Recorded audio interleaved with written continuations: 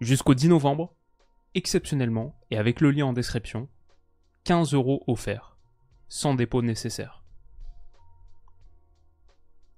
Les amis, bienvenue, j'espère que vous allez tous très bien, mais j'imagine certains mieux que d'autres. Très content de vous retrouver toutefois pour une nouvelle petite vidéo, et pour clore ce qui est un sacré week-end. Demain, promis, petite analyse d'interviewé. Quand je dis petite analyse, c'est long format en entier, tout le match, on va se le faire. Et je pense qu'il y a beaucoup de trucs à dire. Mais en attendant, bien sûr, pour boucler ces 2-3 beaux jours de football, petit point sur ce classique. Classique à sens unique, remporté largement, nettement 3-0 par le Paris Saint-Germain au Vélodrome. Une démonstration de force, une supériorité totale dans tous les compartiments du jeu. Évidemment, pour les hommes de Roberto De Zerbi. Évidemment, pour les partenaires d'Adrien Rabiot, très conditionnés par ce carton rouge. L'exclusion d'Amin Harit à la 20e minute de jeu par François Le Texier pour une charge, un contact sur le haut du torse de Marquinhos, le plexus. Et c'est vrai, pour avoir... bon, moi je me suis repassé les images, parce que je trouve qu'on n'a pas eu tant de ralenti que ça. Mais je me les suis repassés une bonne dizaine de fois avant que son pied ne touche plutôt le haut de la cuisse de Marquinhos. C'est vrai qu'il y a un petit contact, il me semble, avec le haut de la chaussure sur le torse. Et Marquinhos pointe, en retirant un petit peu son maillot, pointe vers ce que j'imagine est une trace. Et c'est dommage, ça aussi, on ne l'a pas montré, on l'a pas vu. Et c'est après ça que le Texier sort le rouge. Même Harit, la manière dont il se défend, c'est plus en disant je le voyais pas venir, ce qui laisse supposer qu'il y avait quand même une charge significative. Perso, malgré tout ça, je trouve quand même que c'est un rouge assez sévère. Et je sais que ça devrait pas conditionner nos jugements, mais encore plus sévère au bout de 20 minutes dans un classique. Ah, c'est vrai, en plus, ça a totalement tué le match. Ce classique à sens unique, il a été rendu d'autant plus. Bon, par le fait que Marseille a 10 contre 11. Déjà à 11 contre 11, c'était compliqué. Déjà à 11 contre 11, Paris montrait pas mal de supériorité. On va analyser tout ça, on va se passer beaucoup d'images. Mais à la fin, si ça termine 19 tirs à 5 pour les Parisiens, et franchement, ça aurait pu être même plus que 3-0. 75% de possession, une domination absolument écrasante, et beaucoup d'occasions gâchées, même en seconde période. Si ça termine avec un écart aussi net, c'est parce que, à 11 contre 10, c'était plus possible pour Marseille d'exister. Mais dès le départ, je trouvais que Paris avait bien démarré ce match. Alors, qu'est-ce qu'on peut dire? 3-2-5 pour le Paris Saint-Germain avec ballon, ça c'est le classique, ok, avec Pacho entre Marquinhos et Nuno Mendes. Pacho qui était le vautour de Kininde. C'est pas Quito, je suis allé checker. Et c'est pas un boucher, parce qu'il était très propre. Mais ouais, Kininde apparemment en Équateur, ville qui a donné naissance au super ou magnifique Julian Pacho. Il a sorti un match référence, il a été monstrueux. Et bon là en l'occurrence il a juste le ballon pour lancer la première phase offensive du Paris Saint-Germain, où on voit 3-2-5 avec Vitinha et Warren Zaïre-Emery. Et par exemple, un Joao Neves en tant que neuf entre guillemets, ou joueur offensif le plus axial, mais ça bougeait pas mal. Là c'est Joao Neves. Une séquence plus tard, c'est plutôt Zaïre-Emery qui est ici là, à l'intérieur de ce 3-2-5, et Vitinha qui a grimpé d'une ligne, décrochage d'Ousmane Dembélé qui était dans le demi-espace. Un Paris Saint-Germain très fluide, un Paris Saint-Germain qui cherchait avant tout à prendre le contrôle du ballon et à redoubler de passes, face à un bloc marseillais qui, même encore une fois, à 11 contre 10, je trouve laissait beaucoup d'espace sur la largeur. Pas convaincu par Greenwood sorti à la mi-temps sur son comportement défensif, le fait de laisser des couloirs aussi libres à une liaison, par exemple Mendes-Barcola qui a fait des ravages, même au bout de 3 minutes de jeu par exemple, comme ça, trop simple pour ensuite Barcola d'aller accélérer, essayer de trouver du petit jeu intérieur avec Vitinha, la bonne projection. Autant en Ligue des Champions, ce Paris Saint-Germain faux neuf, Kanguinli, pas de vraie point de fixation, me convainc pas du tout. Autant là, en Ligue 1, c'est suffisant, et c'est même, bon, quand tu as une supériorité technique collective telle et que tu peux vraiment mettre le pied sur le ballon et progresser avec du jeu, des passes bien senties, des bons décalages, comme par exemple Mendes-Barcola, en vrai c'est pas mal, ça marche bien. Et j'ai vu aussi un Paris Saint-Germain qui est pas du tout inquiété par les premières vagues de pression marseillaise comme ici, où la qualité technique de Vitinha, on n'a pas assez souligné, je trouve, sur cette action. Il y a bien sûr le petit sombrero de Warren Zaïre-Emery sur Pierre-Emile Højbjerg, mais même avant ça, ce que fait Vitinha là, C'est vraiment, vraiment pas mal, vraiment sympa. Et j'ai beaucoup aimé ce Paris Saint-Germain qui est capable d'utiliser la largeur à répétition. Ils sortent d'une phase où ils sont là, 1, 2, 3, 4, 5, 6, après une touche agglutinée sur le flanc droit, après le sombrero, Warren Zaïre-Emery qui ouvre côté opposé, et en une touche, contrôle orienté, Nuno Mendes, ça, il le fait super bien, même pied droit et une bonne poussée de balle. Et tout de suite, il y a énorme danger. On est passé d'un flanc à l'autre, et les équipes qui sont fortes sur leur jeu positionnel, elles font ça très très bien. Et Paris, dans ce 3-2-5, utilise super bien la largeur. Ça, on le sait, ça c'est une de leurs forces principales. Et Mendes-Barcola, les deux ensemble, c'est un très très beau petit duo. Comme Dembélé-Hakimi, saison dernière, on disait, ça c'est un des axes forts du Paris Saint-Germain, de ce PSG de Luis Enrique en 1. En 2, je trouve Mendes-Barcola, c'est pas mal. Et alors Greenwood, ouais, il est battu sur ce renversement. Ensuite, il n'y a pas assez d'activité défensive pour suivre. Et il laisse Murillo en 1 contre 2, ce qui va toujours être compliqué à négocier quand en plus Nuno Mendes est capable de dédoublement intérieur comme ça pour soutenir. Mais c'est très très bien vu, très bien fait, très bien sorti et très bien attaqué avec le centre en retrait de Mendes. Rouli qui a été catastrophique, qui repousse en plein dans les pieds de João Neves. Et lui donc, milieu avancé, qu'on voyait parfois pointe la plus avancée du système en phase de préparation, et bah il a suivi aussi. Et il se retrouve là dans les 6 mètres, il met le premier but de sa carrière parisienne. Je sais pas pourquoi il fait 3, ça j'ai pas compris. Mais par contre, au départ de l'action, sur le renversement, j'ai tout de suite bien aimé le fait que Mendes n'a pas encore reçu, mais tout de suite, la course hyper verticale, et il sait dans quelle zone il doit se retrouver à la conclusion de cette action. Donc ouais, parfois on voit un Paris Saint-Germain jeu positionnel un peu poussif face à une équipe qui défend bien. En Champions, en Europe, ça marche pas toujours super bien. Et après parfois on voit la qualité aussi de ce jeu positionnel parisien. Et c'est plus facile quand il y a plus d'espace à attaquer pour eux. Peut-être ils préfèrent cette configuration, mais à la base, ils ont réussi à s'en sortir aussi dans des petits périmètres grâce à leur qualité technique.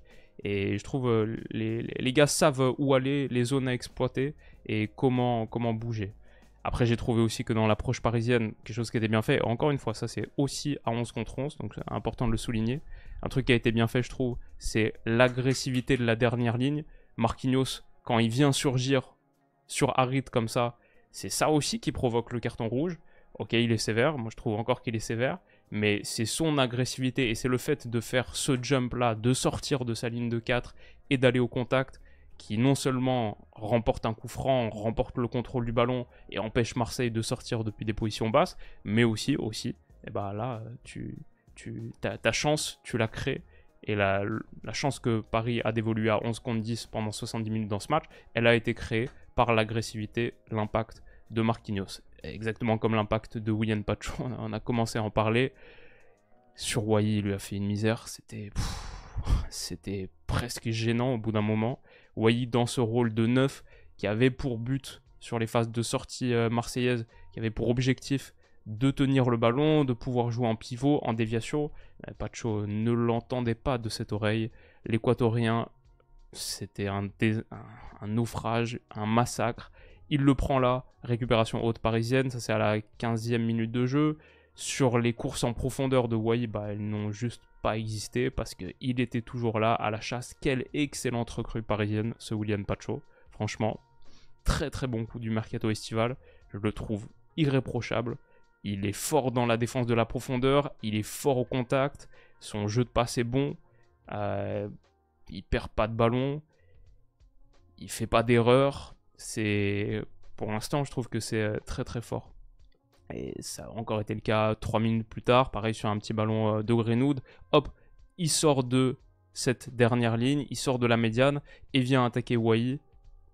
Ballon gagné, sans faire de faute.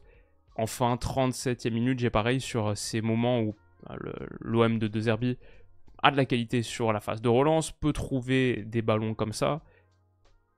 Encore une fois, Wai en pivot, on pense qu'il est seul, mais non, il y a toujours un gars pour venir le chasser, et pour le chasser quasiment jusque dans les 35, entre 35 et 40 mètres marseillais. Il est là, l'activité frénétique de William Pacho, et ça fait un ballon récupéré à 30 mètres pour Paris. Donc là maintenant c'est à 11 contre 10. Le carton rouge a été sorti à ce stade du match, mais Paris n'a pas relâché l'étreinte. Et William Pacho en mode mort de faim, couteau entre les dents, assassin équatorien. Il a fait juste super mal, un vrai tank et impossible à passer. Autre chose qui m'a bien plu dans l'animation parisienne, et ça aussi c'était parfois avant le carton rouge, c'est la liaison entre Barcola et Dembélé. Dembélé qu'on peut attendre dans le couloir inverse de Barcola sur le papier. Dans ce match, il était beaucoup plus axial et était même beaucoup demi-espace gauche pour connecter avec son copain. Et franchement, les deux ensemble, je trouve une belle complicité. Là, du petit jeu, c'est Dembélé qui trouve un petit ballon très sympa comme ça pour Barcola. Ensuite, Barcola, hop, qui attaque, qui va lui remettre. Il y a une faute gagnée au bout de cette action, ici.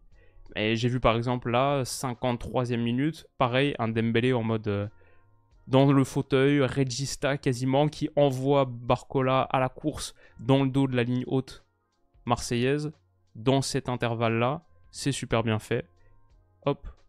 Et ouais, ça c'était très très dangereux. Au bout, Paris peut faire mieux sur la conclusion des actions. Et aurait dû marquer plus de buts dans ce match sans doute. Mais ça, encore une fois, c'est un bon décalage trouvé par Dembélé à la base. Et 56e minute de jeu, ça c'était le plus flagrant, je trouve. Encore une fois, Barcola aile gauche, lui c'était toujours dans cette zone. Et Dembélé un petit peu plus axial, mais qui tout de suite l'appelle intelligent dans le dos de Kondogbia. Et Barcola, la passe, elle est vraiment lumineuse. Hein. Magique, magique. Une passe filée. Ousmane doit faire mieux. Il nous a pas habitué à être un tueur à la finition, mais ce manque de létalité parisienne, c'est vrai qu'elle est un petit peu problématique et je dirais c'est le flop de ce match entre guillemets, le fait de ne pas avoir suffisamment fini, tué, parce que dans ce match c'est pas un souci, mais comme Vitinha l'a dit, je trouve justement en conférence de presse d'après-match, en interview d'après-match, ça c'est là-dessus on doit faire mieux et on doit chercher à progresser match après match, même quand c'est pas des matchs de Champions, parce que c'est là que le bas pourrait blesser. Mais sinon, après, j'ai bien aimé l'attitude sur la contre-pression, l'agressivité. On parle beaucoup de Paris parce que c'est quasiment les seuls à avoir proposé quoi que ce soit dans ce match. Marseille était vraiment totalement sorti de la partie par l'exclusion. Même avant, dans les intentions, je les ai trouvés loin dans les duels, loin dans le contact. Alors que Paris, là, on voit la contre-pression, l'agressivité. 66e minute de jeu, tu mènes 3-0. Et pourtant, le piège qui se referme autour de la relance marseillaise. C'était pas mal du tout. Et ouais. Après, à 1-0, carton rouge, tu sens déjà que c'est... Quand Marseille se retrouve là, comme ça, en 4-4-1, à 10, face à un bloc, face à une animation parisienne qui est très très confortable sur les circuits de possession, qui peut redoubler de passes. À la fin, je pense que ça doit finir, les chiffres, ils doivent faire assez mal. On a dit 75% de possession à 25, 1066 ballons touchés à 460. Combien de passes réussies?